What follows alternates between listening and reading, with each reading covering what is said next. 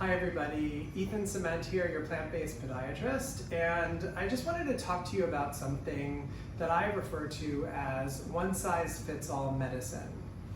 We are all not the same, and even though our bodies have the same constituent parts, our feet are similar, they're not the same.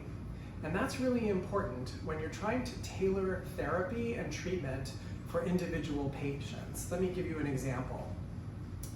If somebody comes in with plantar fasciitis, we know how to diagnose this because the plantar fascia is inflamed, typically at the heel, on the inside, and there are patterns of pain such as pain when you first get up in the morning, pain as you first get up out of a chair, something that we refer to as post-static dyskinesia, which means that after you've been sitting for a while, when you get up and start moving, it hurts those first few steps, then it eases up a little bit, never quite goes away.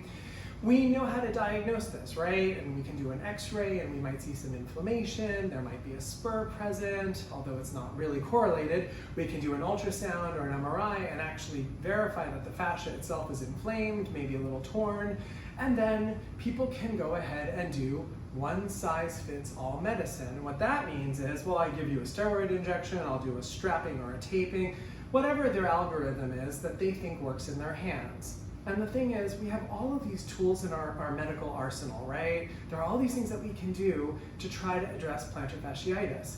But if you don't understand why the plantar fasciitis happened, then you're going to be treating this sort of indiscriminately. And the goal is to figure out what are the mechanics? What are the issues that cause this? Does your patient have a hypermobile flat foot? Meaning, does the foot, when it stands up, when it's off weight bearing, have a nice arch? And then when you step down, does it lock into pronation? Does it lock in this everted position, which causes extra strain on the plantar fascia? Is this person somebody with a high arch who's developing it because there's a tremendous amount of tension and pulling at the heel, and maybe their calf is really, really tight and they've got a short, tightened Achilles, which is causing pain on the bottom. I'm not getting into plantar fasciitis, I'm just using it as an example here.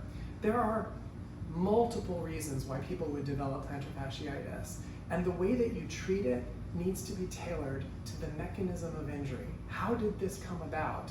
Otherwise, you can go and get a steroid injection, and I guarantee you're going to feel better for about 2 to 3 weeks, and then it will be back. And so if you're trying to get someone out of pain in the short term, great, we have things to do that. But if you're trying to make sure that this never happens again, it's really important to understand the mechanics. And that's where a diagnostician comes in. There are some doctors who can diagnose and say, I know what the problem is and this is how I treat it. Okay, that's one level of treatment. Or you can actually really take a more detailed history about lifestyle factors, exercise, sleep patterns, diet, nutrition, all these other things that may or may not play a role in the way that the person actually acquired this injury, so you can get to the root cause and make sure it never happens again. Have a good day.